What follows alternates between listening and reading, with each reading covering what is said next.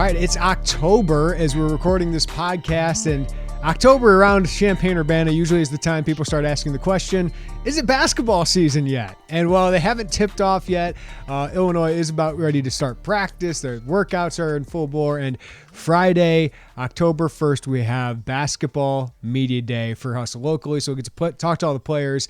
And Brad Underwood, I'm sure, could take questions for about an hour and a half from us media because we're looking for good hashtag content to get us out of the football malaise right now. But Derek Piper, it is almost basketball season yet, and Central Illinois football fans can't wait to focus on something else other than the Bears and Illini football right now. Yeah, weekends, Saturdays and Sundays, not the best for those that love football here around here in Central Illinois and whatnot. I mean, we'll see. We'll see. I'm not folding up shop in the season just yet. I still want to see what Justin Fields has, and hopefully Brett Bielema and company can beat Charlotte and see where this thing goes from here. But the NCAA calendar says it's basketball season now that you can have in-season practice as of this past Tuesday. And Illinois, I think, starting on Friday would be their first one. But that's when we get to talk to Brad Underwood and the players that you're talking about. Illinois basketball media. We'll have Big Ten media days coming up here in about a week. So it's going to get rolling here really, really quick. And it's an exciting time. Again, we're going to have the privilege of covering a top 10, top 15 caliber team, opportunity to win the Big Ten, and a lot of excitement for good reason around this team. Yeah, and one legitimate already college superstar coming back, right? Like Kofi Coburn just changes everything he has already about this program, along with Ayo Dosunmu. But Illinois has been winning ever since he came back, or he got here. And then to come back just means a third season of Illinois basketball, barring health. Like they are going to be very good because Kofi Coburn is a part of this team with good pieces around him. And as we know, a bona fide, probably rising star in Andre Curbelo. He played like a star late in the season anyway.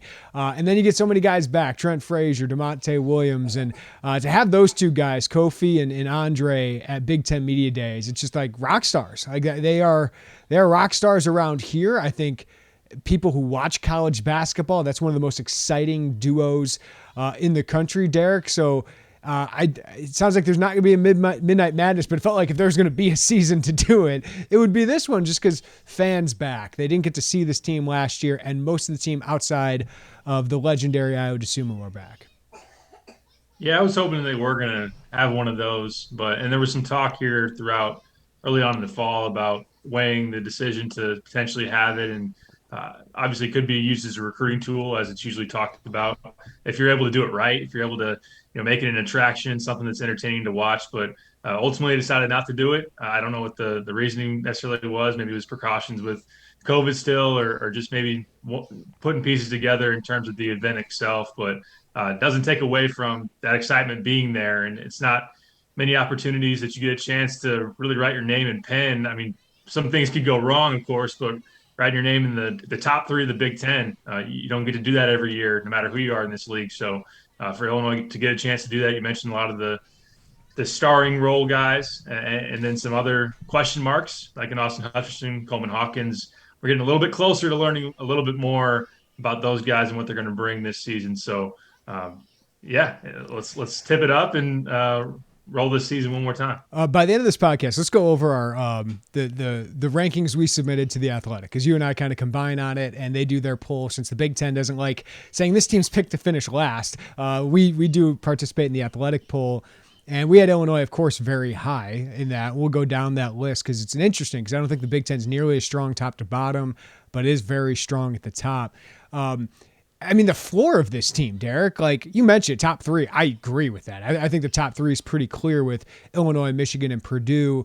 And then I think Ohio State should be reckoned with. I mean, losing Dwayne Washington probably keeps them from being in that conversation, at least preseason. But you and I know how good E.J. Liddell is. If you're not voting for Kofi Coburn for preseason player of the year, I hope it's E.J. Liddell, because I think those are the two best players.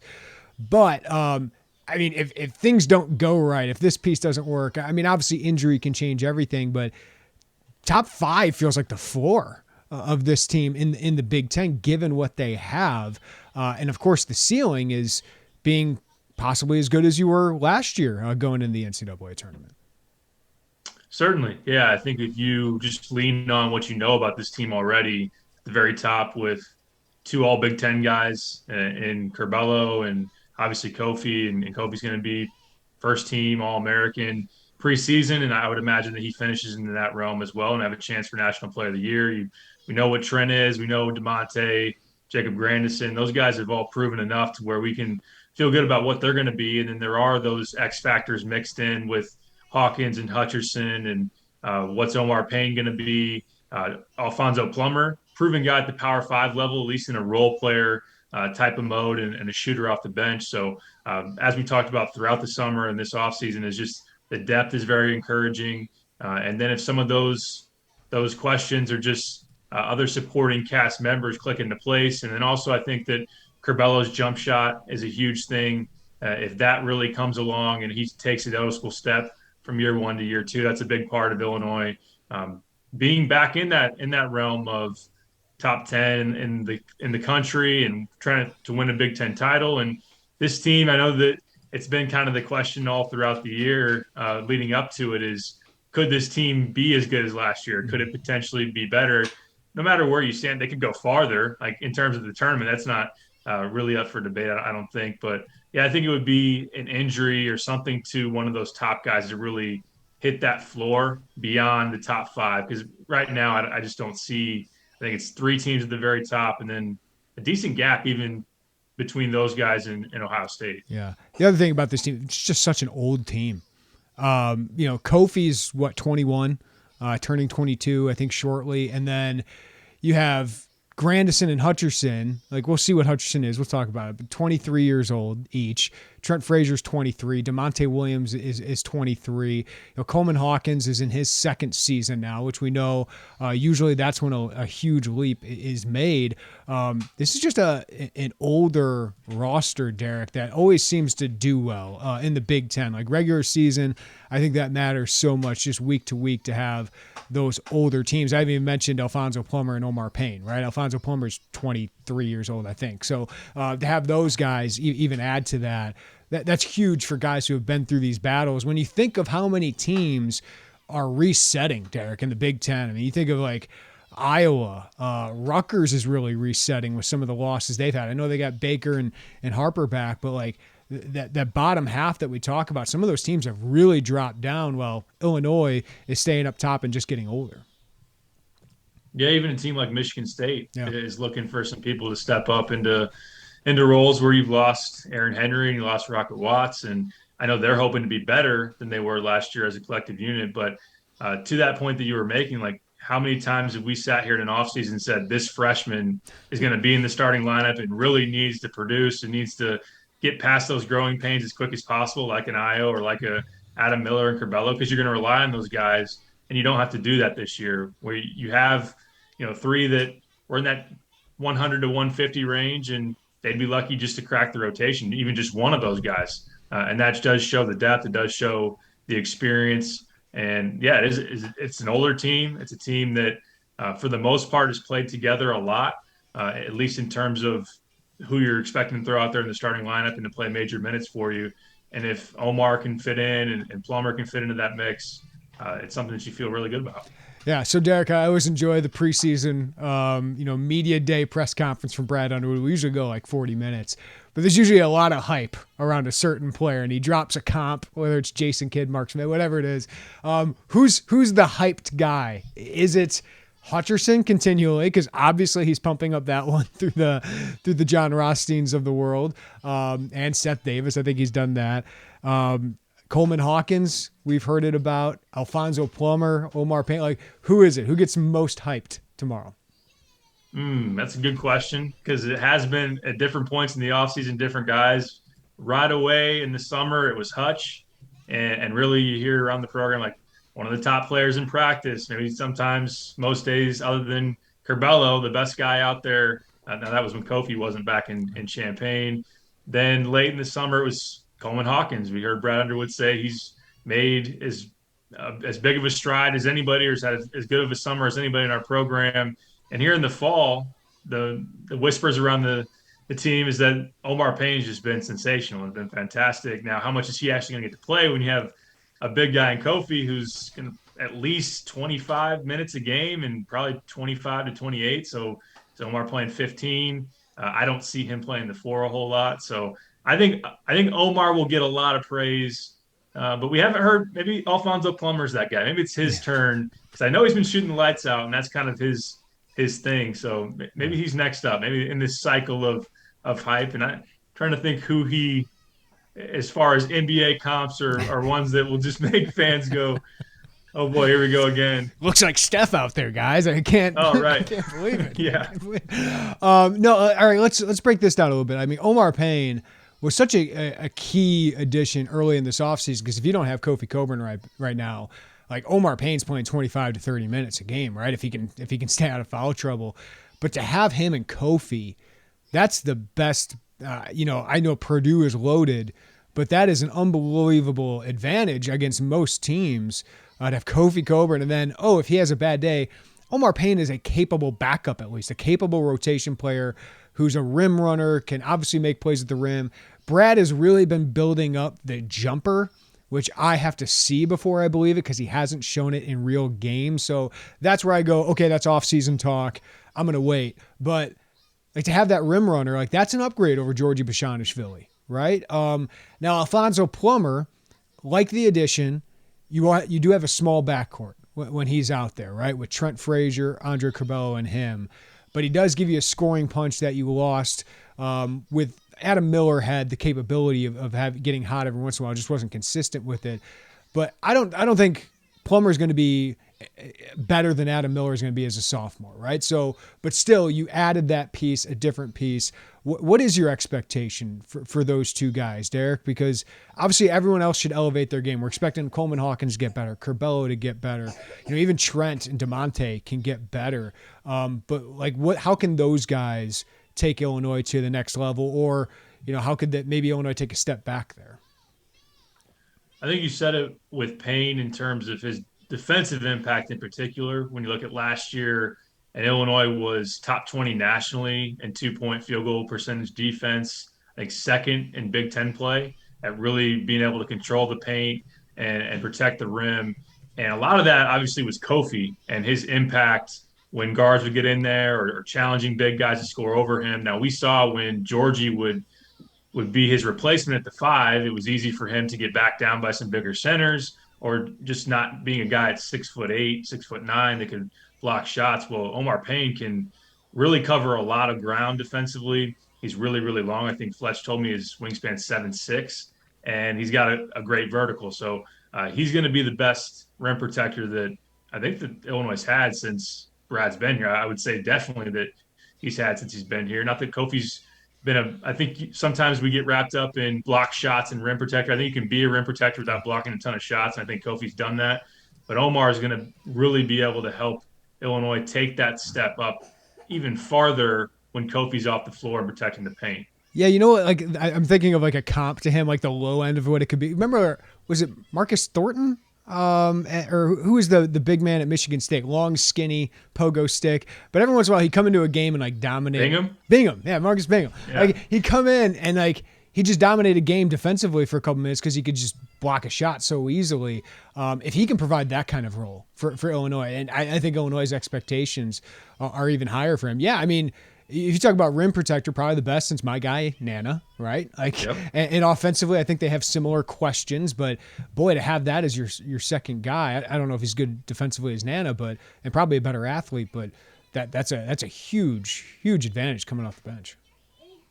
Yeah, it definitely is. And if there were a circumstance for Kofi getting foul trouble, he's going to have to prove it. But I think physically being developed and then just what he's shown with that legit height and length, like if he had to guard Hunter Dickinson for a decent chunk of the game or a Travion Williams or go on down the list in the Big Ten, you'd feel a lot better about that as opposed to what you felt last year in Georgie. I think offensively, like Georgie had the more advanced back to the basket game. I know that was inconsistent at times past the freshman year. And Omar just hasn't shown that through his collegiate career, like having a whole lot to his game back to the basket. Even like you said, jump shooters taking 3 jump shots in college in 2 years. So I got to see that as well. But pick and roll, I think that based on what you hear and based on what you've seen on film, like he can really go up and catch the lob. And we know that Curbelo can throw it as well as anybody.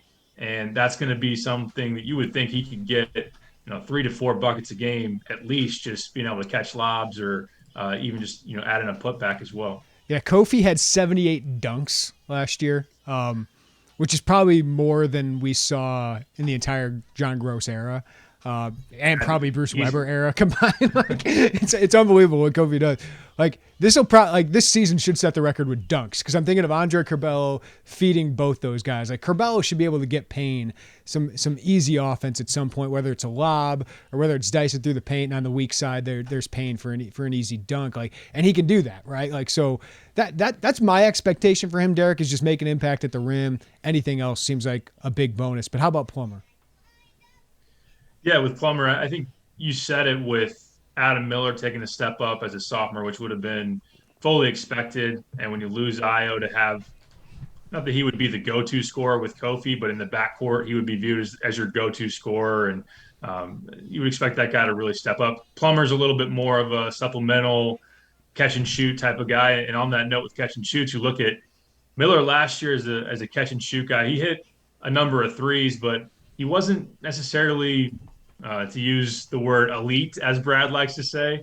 I think he shot about 35%, 36% on catch and shoots, and Plummer was like 47, bordering on 48. Like, he was one of the best in the country on catch and shoot opportunities, and that's essentially going to be his role. Like, you're going to see him in the corners when Kofi gets the ball in the paint. He can kick it out if Kofi's going to get more assists this year, which I think that is something that he's been coached up a lot on this offseason, or just Curbelo sees you cheat inside, he's going to kick it to the corner or the perimeter. A guy that's really good in transition. He's very fast and can really just fill it up for stretches of a game.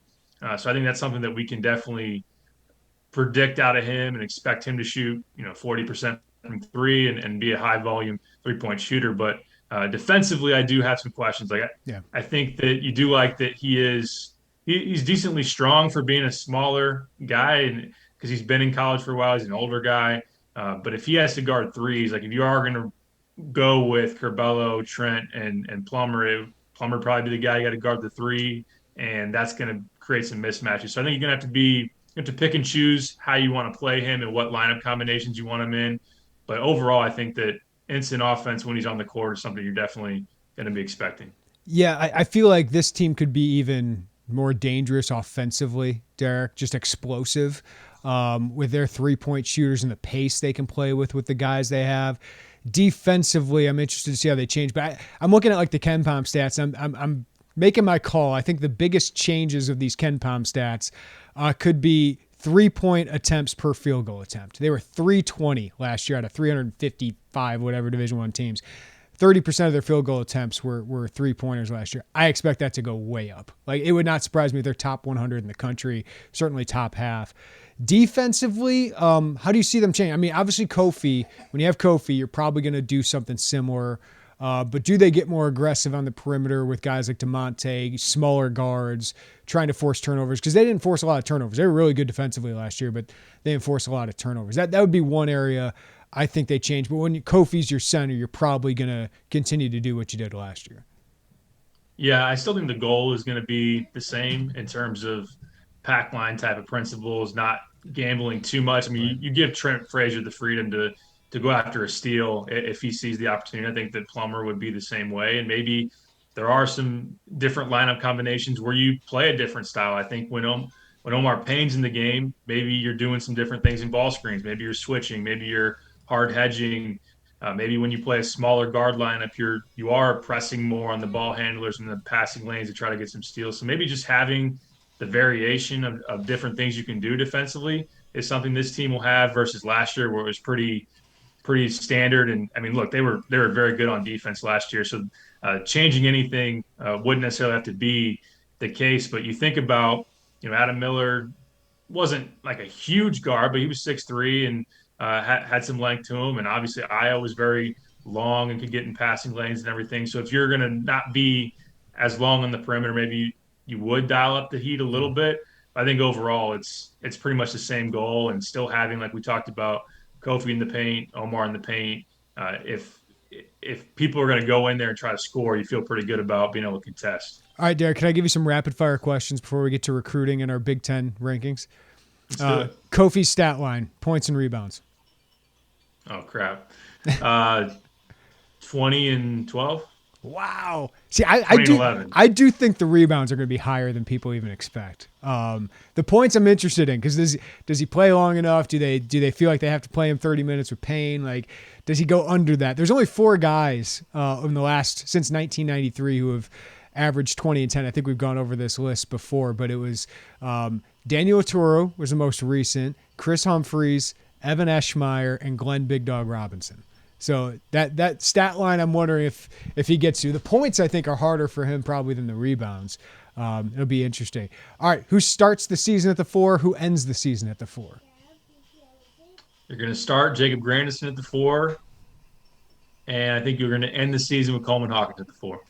Which freshman cracks the rotation? You're going to get so many people angry at you by answering this question. Oh, I know, right? Luke Goody would be the one he's the best candidate right now. I think that he will be the guy that will be the first off the bench of the freshmen. Okay. How many points per game does Austin Hutcherson average? Oh, here we go. All right, I'll give you an over-under. How about that? 7. Okay. I'll go over. I think over 7, below 11. So we're somewhere in between there. Maybe 9. How about 9? That's pretty good. I would take that in an instant. I mean, some people are, building them up to be like 15 points a game right away. And maybe you can do that, but hey, I'll take 9 points a game on this team. Okay, and let's see. Who is the worst matchup in the Big Ten for Illinois? It's a good question. You got to see that out of Michigan, right? I mean, they're very, very talented. Very talented. I'm going Ohio State. Yeah. They got all them big wings and those 5s who can stretch the floor with Kyle Young, and when they play E.J. Liddell, even though E.J. Liddell don't want to play there, like that's a tough matchup for Illinois. So those Ohio State games I'm always concerned about, just because I think matchup wise, like Purdue, I think Illinois, because they have Kofi, can out Purdue. Yes. And they got better guards, right? Well, Jaden Ivey's gonna be pretty good, but I just think they have more depth at the guards. Those will be fun matchups, but Ohio State, even a team like Maryland, sometimes, like with Dante Scott, they got a bunch of big wings. Like that's where Illinois is a little weaker. They don't have the big wings, which is why they added the freshmen they did. It's not going to be Nebraska this year like it was last year. No, I'm just kidding.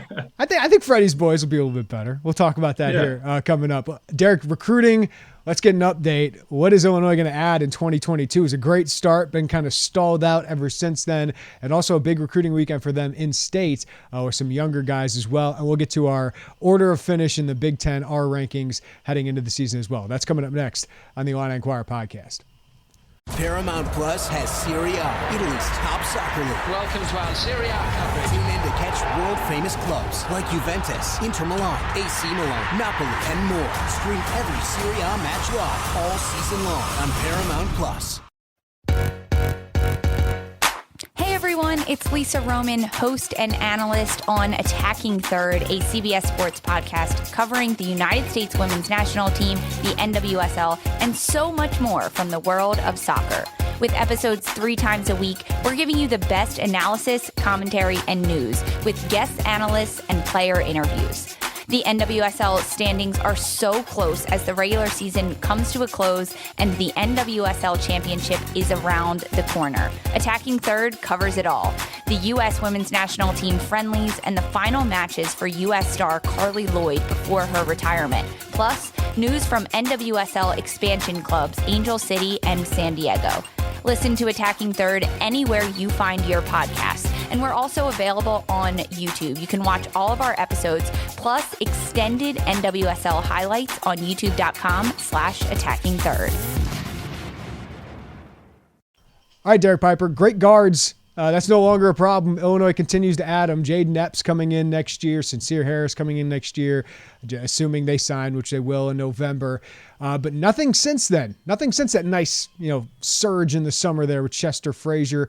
And, of course, the 2 decommits have gone on elsewhere.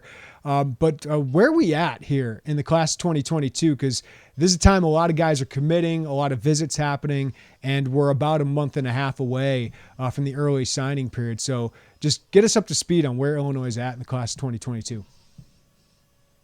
As you mentioned, riding that wave of momentum back in July, you got 2 commits from Jaden Epps and then Sincere Harris in the span of 2 weeks. And you were hoping that would really lead to another commit. Obviously, as we talked about, Cam Corn was a big miss for this staff, and you're hoping that maybe you win a home run type of swing and a Cam Whitmore or maybe a Jaden Shoot. I know you didn't get a visit there, but it's the waters have calmed, and you've taken some swings, and some guys still have some decisions to make here very shortly. Like Otego Away is going to announce on Friday. You're going to have Cam Whitmore here pretty soon.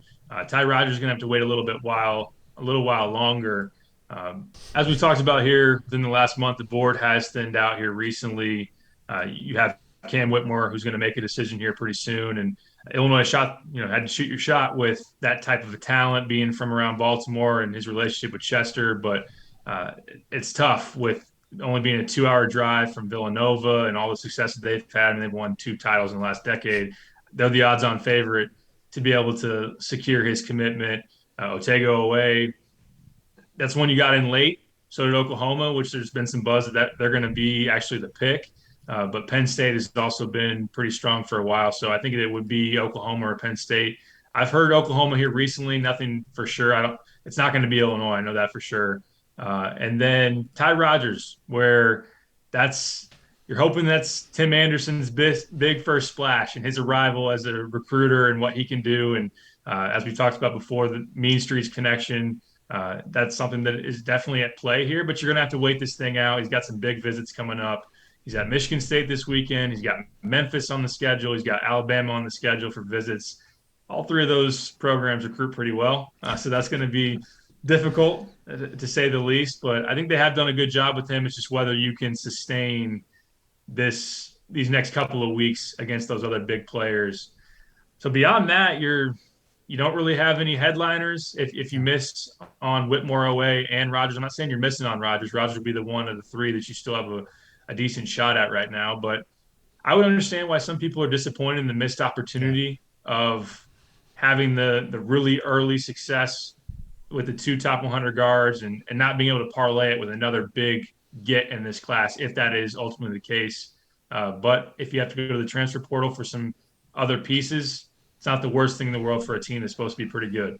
Yeah, and that'll be interesting, is how much can they sell in the spring? Because let's be honest, Derek, like, this team should be really good again, and maybe 2 years in a row makes them, and maybe into the NCAA tournament, you get to the second weekend, right? Like, that's what they really missed, that kind of buzz around their program.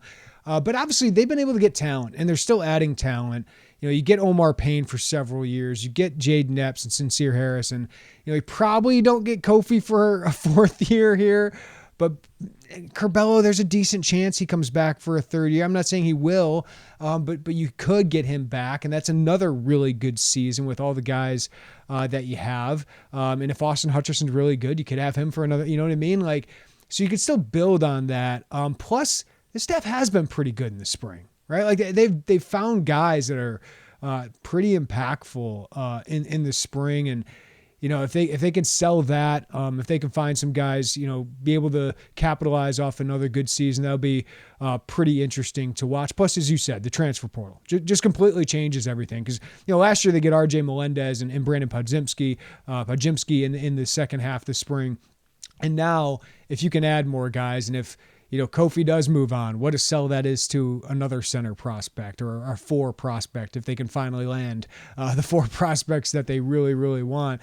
And then you should have plenty of guard space, right? And what guard wouldn't want to play on an offense where Ayo Dosunmu was free to do what he did? Andre Curbelo has been free to do what he did. Apparently Adam Miller didn't, but I think a lot of that was Curbelo having the ball in his hands. And I still, my panicometer is very low on talent accrual with Brad Underwood and this staff right now. I get it. You said it. They miss an opportunity. I agree with that. They miss an opportunity maybe to really blow the lid off this class and kind of do what Ohio State's doing, which is really, really impressive, or Michigan. And those are the teams, when it comes to talent accrual, that you're trying to keep up with.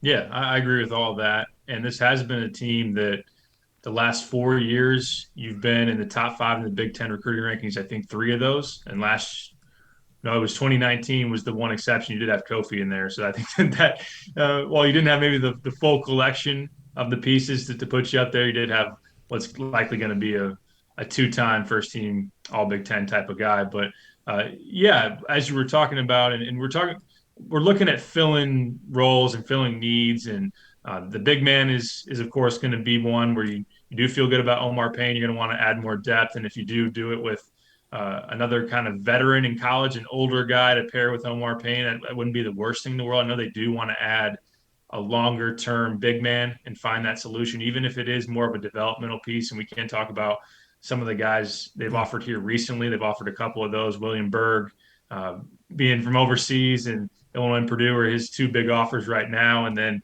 dare I say it, Adrame Dianga. Yeah. I think I did okay in terms of Arizona Compass prep, and he's from Senegal, and Illinois, Kansas, and Texas have all offered him within the last week. He's a really long, very thin, big man, 7 foot. He's listed like 200 pounds. Yeah. I wouldn't say if he is heavier than that, it's not by very much. He's a good athlete, can block shots.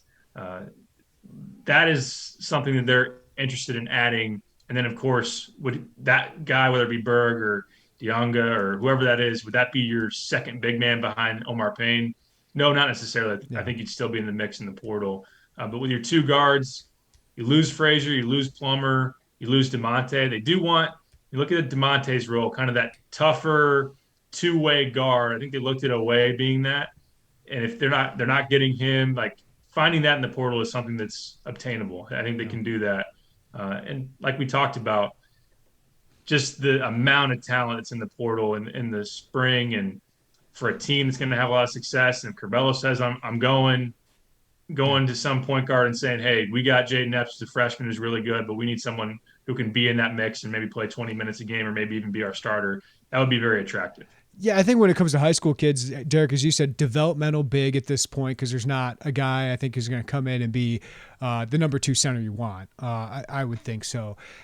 Big guard that can play two ways. And then kind of a different piece. I kind of like this offer. Keyshawn Hall is really intriguing to me. Listen, he's not the most athletic guy, probably not going to jump through a gym, but that body type at 6'7", got a lot of baby fat on him, but I kind of like that for a team that hasn't had that here recently, and is just really skilled. He's just so different than any piece they have on the roster. And I know I made the comment on our board, like maybe Brad Underwood saw Mark Vitale and just said, like, I'd like a piece like that, a guy who can kind of create offense, be a bully. Vitale was a much better recruit ranking-wise at that time, I know that. But just that kind of piece they don't have on the roster. We keep talking about fours that are skilled. That guy looks like a 4 and skilled. I don't know. I haven't seen him enough live there, Derek, but he intrigues me. The offer intrigues me. Yeah, he is very intriguing. It's a crazy story. Like for a guy that went in July with literally 0 D1 offers and now has, I believe, 15 to 20, and now is starting to get some high majors. You got Illinois, Texas A&M, South Carolina. He told me that Georgetown is close to offering. It sounds like Illinois definitely likes him. Like, and you always wonder sometimes with some of these offers, are they going to be a take? Are they really that serious? Are they just putting their name in just to get in the mix? I think that they like him a decent amount. Like in particular, like if he's the backup plan for Ty Rodgers. And again, I don't think Illinois is out by any means on Ty Rodgers. It's just going to be a tough get. But in terms of what you're talking about with his skill set, he's different. Like, he's different than a lot of people in this class, but like his handle for being that big is pretty crazy. He's a very good playmaker. He's a very good passer. He's just kind of that multi-dimensional piece that you can put in a number of different positions. I would wonder about what he wants his role to be in college, because he talks about wanting the ball in his hands enough and wanting to be kind of be a big guard and that whole kind of deal. Does he see that at Illinois with Jaden Epps and with if Curbelo's here and that kind of deal? Does Underwood bring back the spread offense? And he can run it from the do the what? Oh, the pinch post. Yeah, the pinch that post. Would be a Bring nice the pinch spot for post him. back. It would. No, I don't think that's coming back. Yeah, we could spend a whole pot on talking about that offense. No knock on Brad. I think it definitely worked with Stephen F. Austin. I just don't know if he had the pieces early on. The lobs to Aaron Jordan didn't work for you. Love Aaron, but it was just like, need a different piece there. Nah, didn't work. But yeah, he's very intriguing, different, and Brad talks a lot about having different pieces and different skill sets. And like if he's an option at the 4, and then a Coleman Hawkins, who continues to develop. Like that would just be a nice contrast of styles that you could throw in there and plug and play. Yeah, he's slowly becoming, Derek. I'm scared to do this. My guy in this class. Boy. I got to watch more of him, but like I'm just really intrigued. As long as you say it and I don't. That's right, because he ain't getting him if Derek says it. All right, big recruiting weekend coming up, Derek. I know they got some underclassmen coming in, especially the sophomores. As our guy Scott Burgess said, the top 5 ranked in-state sophomores. That's the class of 2024, including 3 kids from Chicago St. Rita. We got to go watch them, apparently, because they are loaded. James Brown, Jaden Rada, and Merez Johnson, who's gotten a bunch of offers here recently, but also a couple more kids. Like, what a big weekend, Derek, because like in-state, like obviously Io came here, Adam Miller came here, but the last couple classes, they haven't been able to land those top kids. So to get that early start, I think is a positive. Yeah, I think it's a big opportunity when you think about practice just starting and the buzz around the program and the excitement. I think that in-state players would have to come and see Kofi up close and Curbelo and just what Illinois has going on for a team that is a Big Ten title contender. And I think that when you look at these guys who in 24, I mean, as you said, Scott Burgess says these are the 5 top in-state guys in 2024. So sophomores in high school, you're really establishing early on in their recruitments, like we are a big player. It's not like a couple of years ago where you're telling recruits, okay, we're going to arrive. We haven't gotten there yet. We're going to do this and this. And maybe it's already pre-established in their heads. Like Illinois isn't at the level of a Michigan State or, fill in the blank of where some of these in-state players have left to go. I'm not saying that that's going to prevent Duke from still coming and hunting and getting what they want sometimes, or Gonzaga or whatever. But to have these guys on campus early is important. And when you think about James Brown, Merez Johnson, and Nojus Andrewsaitis, I'm being challenged with pronunciation. I think you got it. I think you nailed it there. I think I got it. From Lamont High School, all 3 of those guys play for Mean Streets. And that's a nice connection where you have Tim Anderson, who was the program director for Mean Streets. Brown made a big move from Mac Urban Fire, who we played with throughout the spring and summer this year, going to play with Mean Streets here going forward. Spicy. Yeah, it is spicy. Yeah, those guys are good. Like, I know that Brown and Merez Johnson are guys that probably people, if you're familiar with in-state recruiting or just recruiting in general, probably heard their names. Merez is very athletic, 6'7" forward, is thought to have the upside of like a top 50, maybe even top 30 type of player if he puts it all together. And James Brown is I really liked him as a center who can make an impact at both ends of the floor. He can block some shots. He's very good with his back to the basket and has the ability as he develops to extend out to the mid-range, maybe even shoot the three-point jumper. I think he's a very, very good prospect. And then you mentioned Jaden Reyna, who plays with Johnson and Brown at St. Rita. He plays on Team Rose in AAU. He's a very, very good shooter at the guard position, good handle, can make some things happen. Illinois offered here during this fall, so he's one to watch as well. And then Cooper Koch out of Peoria, Notre Dame, where his dad played at Iowa. So, they've been in early. They had the family pull, and that's something you're going to have to overcome. But in-state guy, 6'7", shoots it well for a big man. Probably got another inch or two to grow. Getting all 5 of those guys on campus at the same time it's nothing to scoff at. That's a nice pull. Yeah, no, I think that's a really good foundation there. All right, Derek, before we get out of here, let's focus on the Big Ten and what this looks like, because as we said, there's a lot of teams, especially Iowa, Penn State, Minnesota resetting, and Penn State and Minnesota, I know we don't think of those as competing with Illinois here in the last couple of years, but those are programs that have been pretty tough outs here the last couple of years. And as you said, Michigan State, Rutgers, Wisconsin loses a ton this year. Might not be a terrible thing for them after last year and all the issues they had. But all right, let's our submission to the Athletic, our number 1 team, homers, we went Illinois. Derek, why did you go Illinois number 1? I went Illinois number 1 because I really boiled it down to mixing and matching them with the other guys in the top 3. When you look at Michigan, you look at Purdue. I just think Kofi is the ultimate trump card. Kofi is a problem for Purdue because if they put Travion on him, he doesn't have the size to really combat him and to guard him to make sure that he can't get to where he wants and be able to score. And then if you look at Travion's numbers against Illinois, like he had a hard time scoring in high volume against Kofi because, he's 3 inches taller than him. And Zach Edey, I know that he had a nice summer playing for Team Canada. I think that Kofi still has a legit edge over him. Love Jaden Ivey.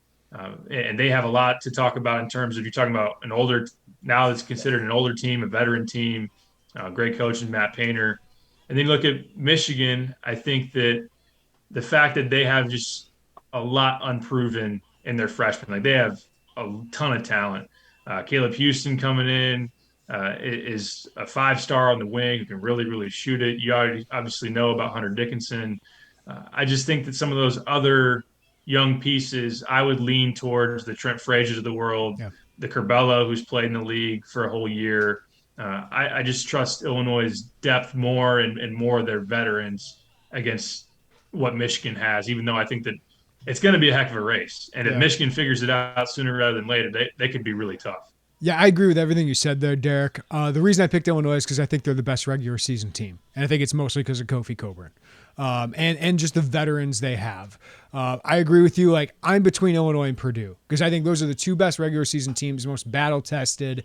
And I just think they are built to win 15, 16 games in a Big Ten schedule. I think is a little softer towards the bottom this year. I think they're going to run roughshod over the bottom of this league with their big men. And then Jaden Ivey, Andre Curbelo, obviously very talented. So I think it's between those two teams. And like you said, I just think Kofi is the trump card to Purdue. He has owned them the couple times they have played.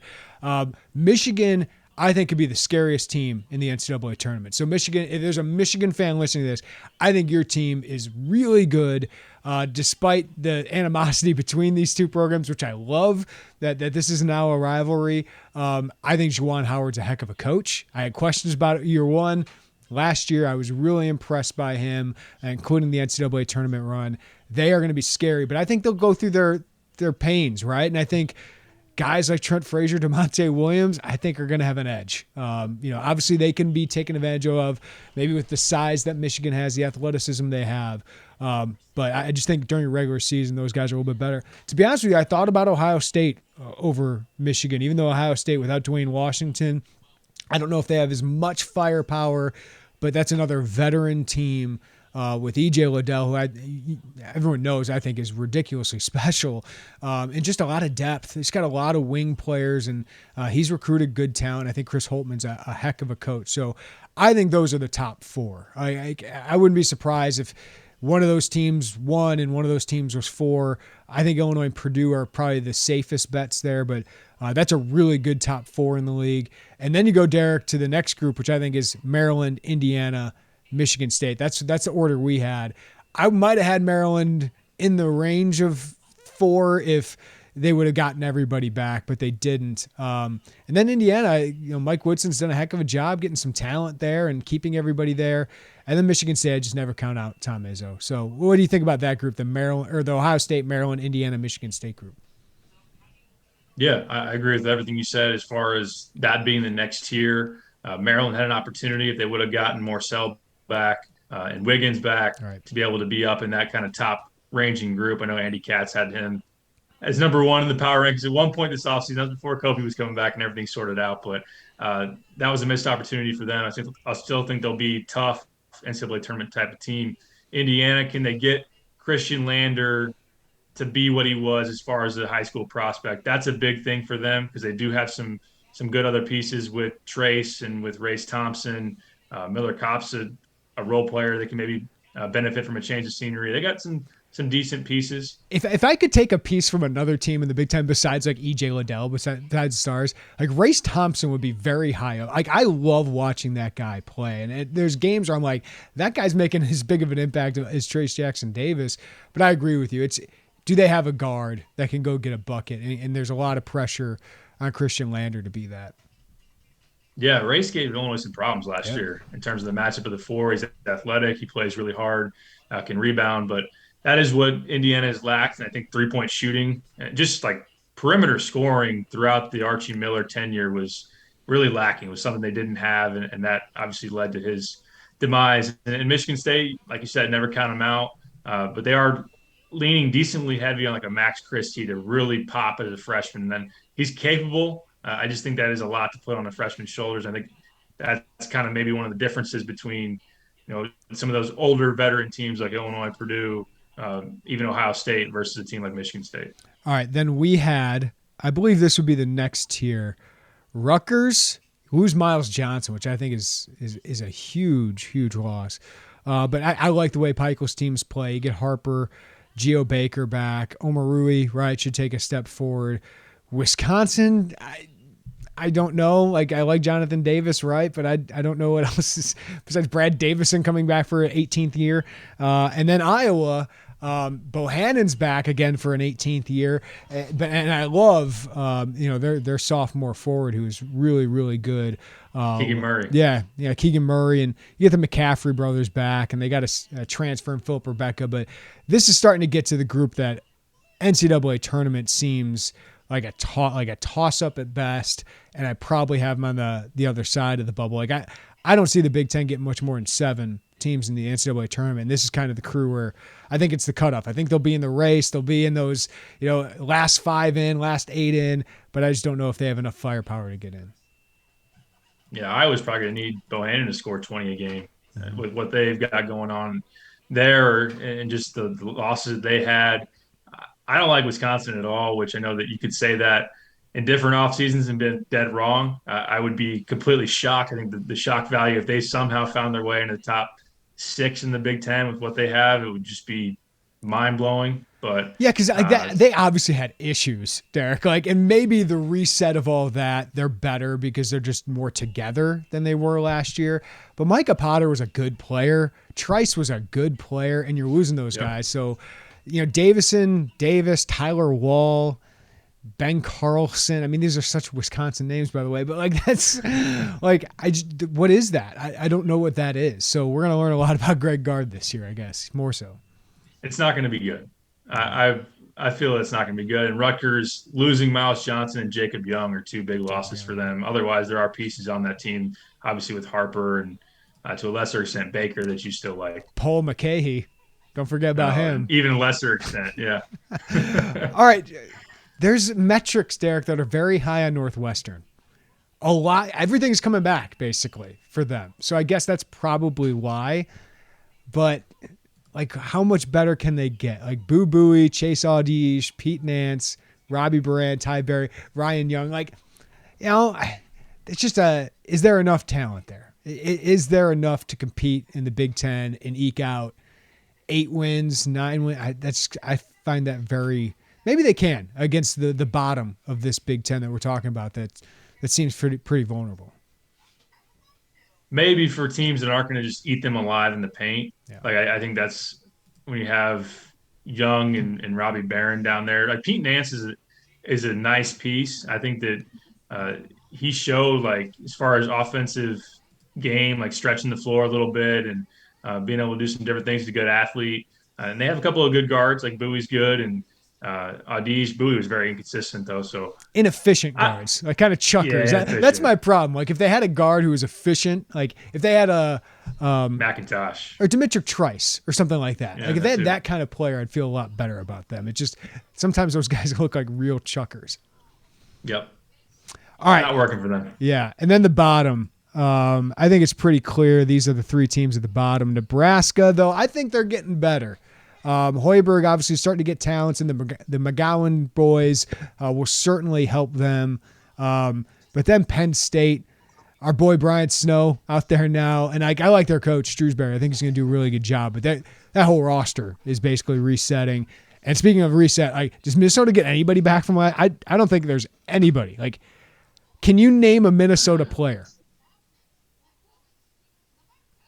I doubt it. There's 2 guys I can recognize on their roster right now. Peyton Willis, which didn't he transfer out from Minnesota and then transfer back? That sounds familiar, yeah. And then Eric Curry. Those are the 2 guys I know. Curry's still there? Oh, my gosh. Yeah, other than that, wow. And then, Penn State's got Lundy, Sessoms, Dredd, Harar. Yeah, some solid play. The Jalen Pickett transfer, I kind of like that. So I think they can Pickett. Do they have Brockington, or is he gone? He's gone. So I think they can be competitive. Like there's some guys that I think will battle. They can ugly up some games, get a couple wins against the Iowas, Nebraskas, Minnesotas of the world. But like Northwestern, but I don't see, more than 6 wins for that team either. No, it's going to be tough sledding for them. Nebraska is going to be a little bit more talented. Like McGowan's coming in. I liked the one that was there this past year as a transfer. Like he's got some talent, and then his brother's a 5-star. How about an Alonzo Verge sighting? That's a throwback. Like he's there in Lincoln now. I mean, he's got some ability, inefficient, as we already used that term. I think that applies to him as well. But here's the weird thing about Nebraska is they got like 5 seniors who are all gone after this year. McGowan's, Verge, Webster, Mayan, like all those guys. Like, so what's their roster look like next year? Like, I don't know. It's gonna be really interesting. But no idea. Yeah. We also give our all Big Ten. I had the player of the year is Kofi Coburn. Our freshman of the year, Caleb Houston from Michigan. But I didn't include Trevion Williams. I felt dirty for it. Really dirty for it. But I think Coburn and Liddell are the best players. I can't leave off Dickinson. Sorry, Illini fans. I know you don't like him. I just think Jaden Ivey's probably going to be the best player in Purdue, so I put him on there. And, yeah, I put Curbelo. I think him and Ivey are going to take huge leaps as sophomores. I was right on board with you on all of those choices. Trevion is a tough leave-off. I would give the nod. If it was Trevion Dickinson, I would choose Dickinson over him. But if you wanted to make an argument as far as Curbelo and Trevion or Ivey and Trevion, I think Ivey's going to have the year. I think both those guards deserve to be on there. So I'm with you. Good to talk hoops, Derek. I got to let you go to radio, man. I just forgot about that. So you're good. I'll let you out. Good to talk hoops, and plenty of content to talk hoops coming up. Thanks, man. Sounds good. See you at me today. Great stuff as always. And check out IlliniInquirer.com because we're going to have a lot of content coming on Illini basketball. Joy Wagner is a great feature on Kofi Coburn being the big man on campus. His junior season back with the students, unlike last year where he could barely be around anybody. So being one of the faces of college basketball on the Illini campus, Joy had a great chat with him. Check that out. And of course, Derek will have the latest on recruiting. I'll have a breakdown of where they stand in 2022, 23, and upcoming here with 24, a big weekend for them. But we'll also have plenty of content from Illini Basketball Media Day on Friday, which is exciting to be able to talk with Brad Underwood about his team, about the start of practice, as well as talk with all these players. A lot of these guys we haven't seen and met in person and been with in person for a really, really long time. So it's nice. Like Coleman Hawkins, we haven't talked to in person since he's been a player at Illinois. Andre Curbelo, the same way. It's great talking with those guys, but it's been through a computer screen. So be able to meet these guys and talk with them in person, talk about the team, and talk about the exciting season ahead. We're looking forward to that. So we'll have all the latest updates at Illini Inquirer. As always, appreciate you listening to the Illini Inquirer podcast. Give us a follow wherever you get your podcast, and give us a rating and review as well wherever you get your podcast. That helps us out a lot, and we do appreciate it. Until next time, take care of each other and have a great day, and we'll talk to you next time on the Illini Inquirer podcast.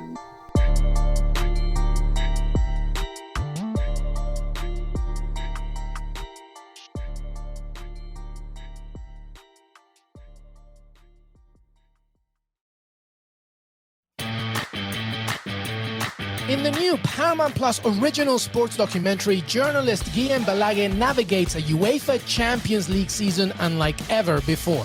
Destination Porto, the unimaginable journey. It provides an exclusive behind-the-scenes look at Balague's months-long travels across a continent struggling to contain a devastating pandemic as he covers the chase for the greatest annual prize in sports, the European Cup. Follow Balage to some of Europe's greatest destinations, including Rome, Paris, London, Madrid, and ultimately Porto, Portugal for the final. Stream the new documentary now exclusively on Paramount Plus.